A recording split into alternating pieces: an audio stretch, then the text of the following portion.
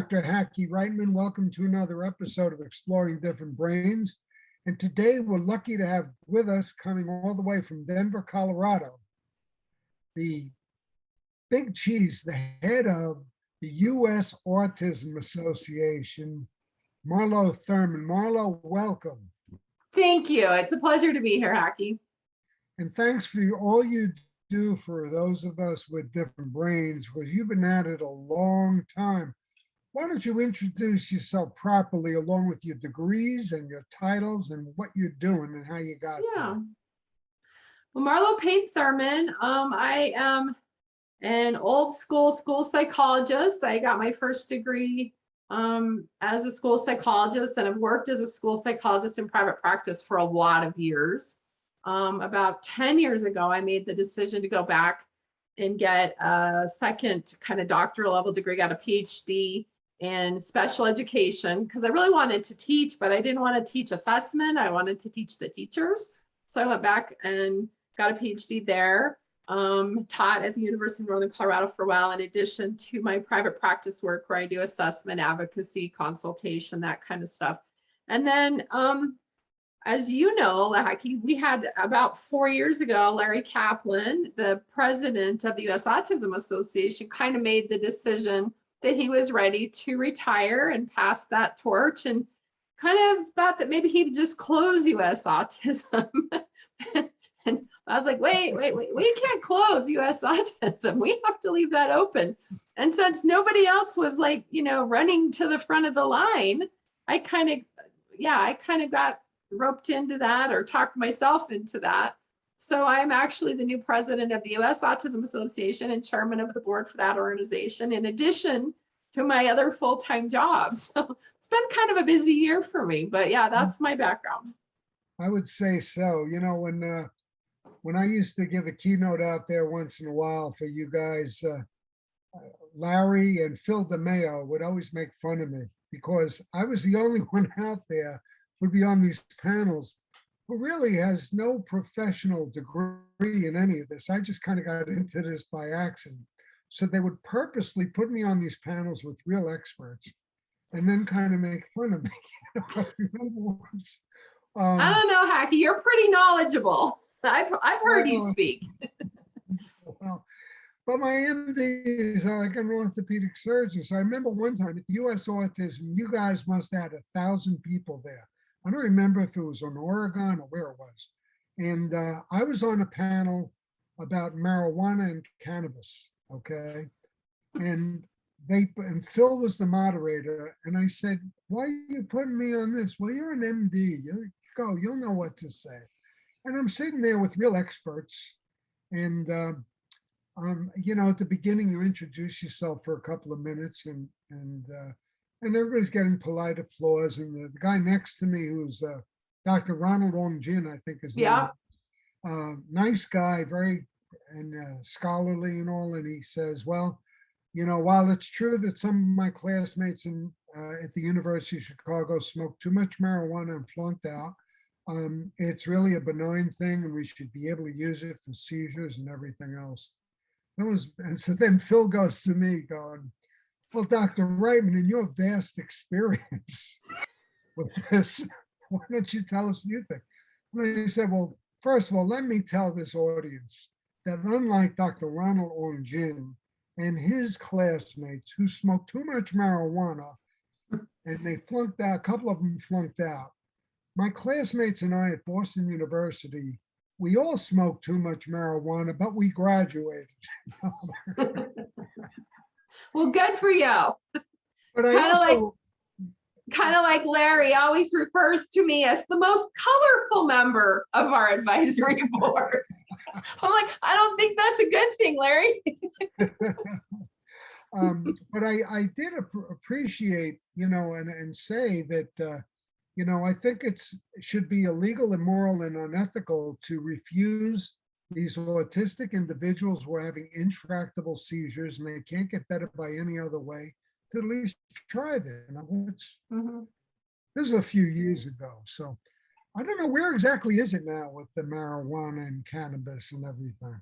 Well, CBD is legal in all 50 states, and I'm certainly not the expert. I live in a green state where, in fact, people move to Colorado to put their kids on CBD and THC-based products for the treatment. And the Charlotte's Web, which is the strain that they use to treat seizure disorder, kind of came out of Colorado. It's a really specialty high CBD strain that does a good job of controlling seizures for certain kids. And that actually came out of Colorado. So when those laws very first started changing, Colorado was one of the early states that legalized that for children. So.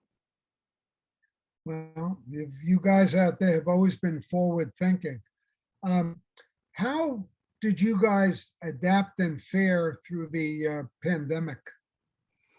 Kind of like everybody else, it was a crapshoot, right? Like some people did really well, some people really dropped off the grid. I noticed that in my practice, the kinds of kids that really struggled were the kids who had auditory processing disorders. And with that whole online learning environment, these were kids who might have been getting all A's and B's, and now they're failing every single class and they can't figure out why. And when you pin them right down, they were never heard the directions. They were always just watching the other kids to figure out what to do. And then they didn't have that other kid group. So the online kids, some of our online kids have done very poorly.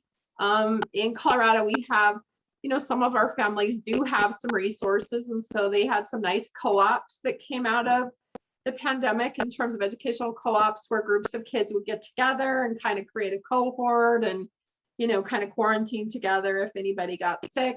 But they were kind of co-teaching. And so there were some interesting kind of co-teaching models that came out. But I would say for the most part, the educational system really got smacked, and the kids who got hurt the worst are some of our most significant needs, to the point that, some of our kids on the spectrum, especially some of our really affected kids, were really not even in school, and nothing was being done because they couldn't really get online or learn online. And so it was just kind of, and I think by the end of, the kind of the second semester of in the spring of this last year, some of them were actually going into special ed classrooms for some of their services. But I definitely heard a lot of those families who really just kind of got shuffled under the rug during the pandemic. And it was unfortunately some of our most significant kids that were already so far behind were the kids who really took the beating the hardest, I think. Wow, that lost time. We noticed here in Broward County, Florida, Fort Lauderdale, like at the Hackey Brideun Boys and Girls Club, we really stepped up several years ago our summer programs, because summertime, the kids would lose a grade level or two of reading, Right. because in their homes and they're underserved, of course, in the neurodiverse population, they need more, even more than just individual attention. They need the socialization, they need the regimentation, they need to get out of the house. These are the things they're lacking, and it's very, very tough times. Yeah, and then, a lot of these Um, kids were really not even getting their therapies. So their speech therapy, their occupational therapy, some of those, really directed services were really, there was no way to deliver those. And like I say, some schools, to be fair, some of the schools did pretty good. Robin Brewer, who's a member of our advisory board at US Autism, she was kind of overseeing some services through Denver Public Schools, and they were actually trying to figure out some really integrative and unique ways of serving kids, even if that meant getting people in their car and driving to the kid's house to provide some services. So there were some really good things happening. But by and large, it's the pie only slices so thin, right? There's only so much money and so much resource. And I think that so many of our kids just, kind of they weren't the squeaky wheel. So they kind of just slipped under the rug. Now you have your big conference coming up, and tell us how you're going to run that conference, and tell us about it and how people can get involved with it. Absolutely. I'm excited to share. We actually started, and by the way, it was all COVID. So we were actually supposed to be in a face-to-face conference in Boston. So we had all the prep work and legwork done for that. That got shut down. And so then we started kind of an online year-long kind of conference model to kind of carry those people who had really registered for the face-to-face conference and give them something during COVID. And so then what we did is we started curating content through kind of a talk show style interview, much like what we're doing here, rather than presentations. I hate those, stare at your screen, look at my PowerPoint behind me presentations. I think they're awful. So we kind of created a model of online, kind of online conference where we're actually going through all of our different speakers and interviewing them and curating video content and editing that professionally so it's nice and clean and we don't have all that Zoom video glitching that we sometimes get. And we kind of just built content. We kind of focused just on building content during the pandemic because that's something we could all do and everybody was locked in their house anyway, so we could get them recorded. And so what's happening now is we're taking that year-long content, and some of that is stuff that's been about half of it is stuff that's already been up. Probably another half of that is stuff that the audience has never seen. And we are selling that as a weekend-long 3-day online conference. We're really excited about that because we have kind of some neat, unique features. We've got a Voices Across the Spectrum panel that's going to be a live webinar, and that's 5 individuals who are diagnosed, and they're going to be, we have Teresa Rangham, you've been with her and know that she's an excellent moderator. She's going to share kind of voices across the spectrum and really kind of the questions you never knew you could ask a person with autism, right? And get an answer. So it's really kind of just that very dynamic, interactive kind of kickoff. And then we have 30 plus hours of conference content that is all kind of packed into these, 2.5 days. We have a special event on the second night of the conference that's that's talking about diversity in the workplace and kind of really recognizing the need for diversity in all that we do. So yeah, we're just really excited. We've got the biomed stuff, we've got the occupational therapy, we've got speech, we've got some really kind of interesting stuff on cognition. Stephen Shore did a really great panel, a series for us that was approaches in autism, and he interviewed all of the kind of key founders in some of these founding methods. So the Millers, he called up the Miller family. So on the Miller method, he called the Miller family and interviewed them as part of a webinar series. So we've got Miller, we've got RDI, we've got CERTS, we've got, kind of this whole realm of approaches in autism from the mouths of the people who are kind of top in their field. And that's a really neat series because it compares and contrasts those different intervention methods. So really a lot of content. We had a lot of time. This is in some ways maybe our best collection of content ever because we had a whole 1.5 years with nothing better to do but get it recorded. So now we're selling that and trying to get information out about that conference because we really do have some phenomenal speakers. So is there anything you'd like to discuss that we have not discussed today, Marlo? I'll share my new passion project. Let's hear it. Let's hear it. I am working, I'm kind of well, what happened is one of my clients came to me a few months ago and said, I was at a gifted kids conference and was told that autism and giftedness are mutually exclusive. And I was like, really? Are you kidding? And so I've kind of been curating content specifically on this topic of intelligence and autism with the idea that, it's very possible that not only are people with autism not intellectually disabled, even though they may not test well on an IQ test, but it's very possible that we're seeing some relationships between the people, families of familial higher intelligence, that those are the families who also have the brother, the sister, the aunt, and the cousin on the autism spectrum. And so I'm in the process of working on a few of those kinds of things. And it's been kind of fun because I've been working with several different people who share this belief that there is some innate relationship between kind of high intelligence and autism, maybe to the point that that becomes the learning style. That is the neurodiversity that sets people with autism up to be then more sensitive and more susceptible to injury and toxins from the environment. You and I have talked about some of that stuff before. So it's kind of my new little shtick is trying to play around with that idea to dispel you the might, myth of intelligence and autism? you know what I think is that you're touching on the spectrum. I don't just mean autism spectrum. No, the That whole all spectrum of neurodiversity. Yeah, and like I tell a lot of our interns that we're mentoring, I say, look, you're a lot smarter than me. I said, that's nothing to be proud of. It's what you do with it. What are you going to do with it? Okay. If you're going to sit at home and play video games, Right. it's like talent, let's figure out what we can harness. What do you like doing? And then figure out how to harness them to it. And if you think about it, you can usually find something, and then they do excel. And it's very, very gratifying.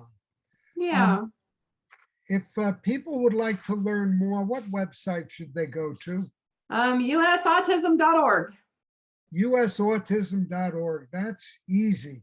Now, It is easy. what's the one thing you would like people to know about the US Autism Association? Haggy, I think the thing about US Autism that is so special is that it's a family of professionals and individuals who are affected, who have kids on the spectrum, and who truly live and breathe autism. And I think that's very unique in the National Autism Conference world. What do you see as the biggest roadblock to society's acceptance of autism? It's a hard question, because I think the biggest roadblock is that it's this whole idea that people, it's okay to be neurodiverse as long as you're working to get better. Right? In other words, your job is to be like us, the normal people. And I think that so many times that's really the problem. It's that the normal people are failing to entirely accept that neurodiversity is a continuum of which we all have a place to live, and that our goal is not to be the same. Our goal is to embrace that difference and really figure out how to really support all individuals across the entire spectrum of neurodiversity. Very well said, especially with the so-called gifted individual. They're gifted, their brains are a little bit smarter than mine. Let's harness them to what they love doing, are good at doing, what'll help society, help them earn a living, and help others. Absolutely. And so much wasted intellectual potential by not really addressing the needs of difference. And so, in other words, by trying to normalize you and fix you and make you more or less neurodiverse, like that's even a thing, it's taking that means dumbing you down and making you fit the box. And that should not be the goal of society. Our goal of society should be to capitalize on difference. It can't be one size fits all. Absolutely. Well, Marlo Thurman, thank you so much for being with us today. Keep up the great work you're doing at US Autism Association, and come back and visit us soon. Keep up the great work. Absolutely. And thank you so much, Hacky, because I love your work too. And everybody needs to, if you're not following Hacky's work, you need to.